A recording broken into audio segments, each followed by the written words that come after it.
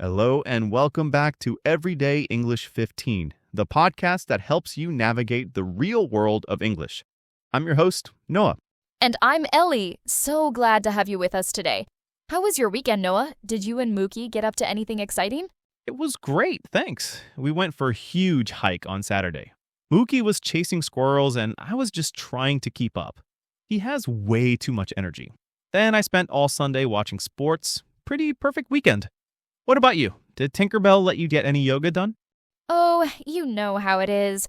She decided my yoga mat was the absolute best place for a nap right in the middle of my downward dog. But I did try out a new pasta recipe I found, and it was surprisingly successful. No fire alarms this time. Hey, that's a win. Well, speaking of things that can be a little tricky, today we're tackling a topic that I think every single English learner has experienced. It's the title of our episode today, Why Your English Disappears When You Try to Speak. Yes, this one is huge. It's that awful feeling, right? You've been studying, you watch movies in English, you understand podcasts like this one perfectly. But then someone asks you a simple question like, how was your day? And suddenly, nothing. Your mind is just a blank slate. Exactly. It's like all the words you know are trapped behind the glass wall. You can see them, you know they're in there, but you just can't get them out of your mouth. It's incredibly frustrating, and it can make you feel like you're failing. Right, and the first thing we want to say is you are not alone. This is probably the most common challenge for language learners. It's not a sign that you're bad at English. It's a normal, predictable part of the learning process. Absolutely. And today we're going to break down why this happens and give you some really practical, high-quality tips to overcome it.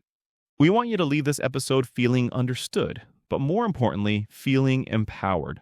And hey, while we're on the subject of feeling empowered, if you're enjoying the podcast and want to make sure you get all our future tips, please take a second to hit that subscribe or follow button on whatever platform you're listening on. It's free, and it means you'll never miss an episode. It really helps us out a lot. Okay, so Ellie, let's dive in. The big question, why does this happen? Why does our brain betray us at the exact moment we need it most? I think the biggest reason, the one that starts it all, is psychological. It's performance anxiety. The moment you have to speak, you're on a stage. You're worried about making mistakes, about your accent, about people judging you, or just about not finding the right words. Stage fright. Exactly. Your brain goes into fight or flight mode. It perceives this social interaction as a threat. And when that happens, the logical, language-producing part of your brain kind of shuts down. All your energy goes to managing the anxiety, not to forming sentences. That makes a lot of sense. It's like in sports. A player can score a penalty kick 100 times in a row during practice, but in the last minute of a championship game with everyone watching, suddenly it's much, much harder. The pressure changes everything. Totally. The skill is there, but the pressure blocks access to it. And this pressure often comes from perfectionism. We feel like we have to speak perfectly, with perfect grammar and a perfect accent right from the start, but that's just not realistic. Right. Okay. So anxiety is a huge factor. What's another big reason our English disappears? The second big one is the difference between passive knowledge and active knowledge. This is a concept from linguistics, but it's really easy to understand. Okay, break it down for us. So, your passive vocabulary is all the words you can understand when you read or hear them. For most learners, this vocabulary is huge. Your active vocabulary, on the other hand, is the words you can recall and use correctly and instantly in your own speech. This vocabulary is always much, much smaller. Okay, so when we're listening or reading, we're using that giant passive library of words. But when we need to speak, we have to pull from the much smaller active collection, and that's harder. Exactly.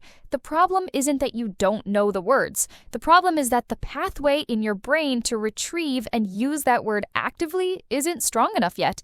Speaking is a skill, a muscle. Understanding is one part of it, but producing language is a completely different motor skill. So to recap the why, it's a mix of performance anxiety and the natural gap between the words you can understand and the words you can actually use. That feels very validating. It's not just me, it's how brains work. Yes, so now that we understand the why, let's get into the how. How do we fix this? What are the practical steps? All right, let's do it. Tip number 1, and this directly targets that performance anxiety we talked about, You need to lower the stakes. You have to practice speaking in low pressure or even zero pressure situations. Okay, what does that look like in practice? It can be as simple as talking to yourself. I know it sounds silly, but it works. Narrate your actions out loud. Okay, now I'm making coffee. I'm opening the fridge to get the milk. There's no one to judge you. The pressure's zero. You're just getting your mouth used to forming English words. I love that. Or talk to your pet. I have full conversations with Tinkerbell. She's a great listener and never corrects my grammar. It's the perfect, safe space to just talk. Pookie gets an earful about football results every Monday morning. Another great low-stakes tool is the voice memo app on your phone. Record yourself talking about your day for 30 seconds. You don't even have to listen back to it. The goal is just to produce the language. That's a great tip. By doing this, you're building the habit of speaking without the fear, which makes it easier when you're in a real conversation. Okay, on to tip number 3.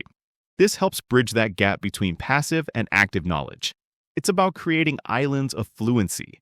Basically, you prepare and practice short scripts for common situations. Though you're not suggesting we sound like robots, right? Not at all. Think of it as having a safety map. You're not scripting an entire conversation, you're just preparing a confident answer to questions you know you'll get. For example, tell me about yourself. Every learner gets asked this. Right, so instead of freezing, you can have a 30-second introduction ready to go. Something like, "Hi, I'm Ellie. I'm originally from here, but I live in the city now. I work in marketing, and in my free time, I love cooking and trying new recipes." Exactly. Or how to order a coffee or ask for directions. I do this when I travel to a country where I don't speak the language well. Having those key phrases practiced and ready gives you a huge confidence boost. It gets the conversation started, and once you're past that initial hurdle, it often gets easier. That confidence is key. Okay, what's tip number 3? Tip 3 is a mindset shift. Focus on communication, not perfection. This is so important. The goal of speaking English is to be understood. It's to connect with another person. It is not to produce a grammatically perfect sentence that would make an English professor cry with joy. Exactly. Native speakers make mistakes all the time. We use slang, we start sentences and don't finish them. It's messy. Your English doesn't have to be perfect. It just has to be good enough to get your message across. If you say, "I go to store yesterday," is it grammatically perfect? No. Does the other person understand you? Yes, 100%. Right. Giving yourself permission to be imperfect lifts so much of that pressure we talked about. It allows you to relax and just talk. The fluency will come with practice, but you can't practice if you're too scared to even start. I remember I was in Italy once trying to buy train tickets. My Italian was terrible. I think I basically said, "2 men, tomorrow, Florence." It was a mess, but I pointed a lot and the guy understood. I got the tickets. It was a communication success. That's a perfect example. Communication achieved. Okay, next tip. This one is very active and great for building that speaking muscle. It's called shadowing. Yes, shadowing. Can you explain how it works? Of course. The technique is simple. You find a short audio clip of a native speaker. It could be from a podcast, a movie, a news report. You listen to a sentence, then you pause the audio and you repeat the sentence out loud immediately. The goal is to copy everything exactly. The pronunciation, the rhythm, the intonation, the pauses. It's like karaoke for language learning. It is, and it's so powerful because it directly connects listening to speaking. You're not thinking about grammar rules or translating. You're training the physical muscles in your mouth, tongue, and lips to produce English sounds. You're building that mind-mouth connection. And you can do it for just 5 or 10 minutes a day. It's a really efficient workout for your mouth and helps move words from your passive vocabulary into your active one. Totally. All right, that brings us to our final tip, number 5. This one is more of a long-term habit to build, but it might be the most powerful of all. You need to start thinking in English.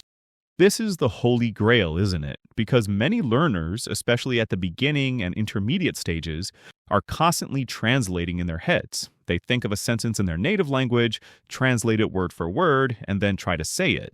Right, and that process is just too slow for a real conversation. By the time you've finished your mental translation, the conversation has moved on. It also leads to unnatural sentences because grammar and sentence structure are different in every language. So, how do you start thinking in English? It sounds so abstract. You start small, very small. At first, just try to name objects you see around you in English. In your head, just think chair, table, window, cat. Don't translate from your native language. Just connect the object directly to the English word. Okay, that seems manageable. Then you can move on to simple internal sentences, like we said with the low stakes practice, but now you do it silently in your head. I'm hungry. I should go shopping later. Tinkerbell is sleeping. Over time, this builds a new habit. Your brain starts to default to English for certain thoughts, and the translation step begins to fade away. It takes time, but it's what ultimately leads to real fluency, where the words just flow without you having to think so hard. Wow, okay, that was a lot of amazing information. Let's do a quick recap of those 5 big tips to help listeners remember. Good idea. So, tip 1 was lower the stakes. Practice speaking in zero pressure situations, like talking to yourself or your dog. Tip 2, create islands of fluency. Prepare short scripts for common questions so you have a confident way to start conversations. Tip 3, change your mindset. Focus on communication, not perfection. Being understood is the real goal. Tip 4, use the shadowing technique. Copy native speakers to build muscle memory and improve your flow and pronunciation. And tip 5, practice thinking in English. Start with single words and build up to full sentences to eliminate the slow, frustrating translation process in your head. That's a fantastic toolkit. And I just want to end by saying again, be kind to yourself. Learning a language is a journey. There will be days when you feel like a superstar and days when you can't remember the word for apple. It's all part of it. Couldn't agree more. Every time you try to speak, even if it feels clumsy, you're building those pathways in your brain. You're getting stronger. So keep going. You've got this. That's all the time we have for today's episode of Everyday English 15. We hope you found it helpful and feel a little less alone in your struggles. Thanks so much for tuning in. Don't forget to subscribe so you can join us for our next episode. Until then, keep practicing. Bye, everyone.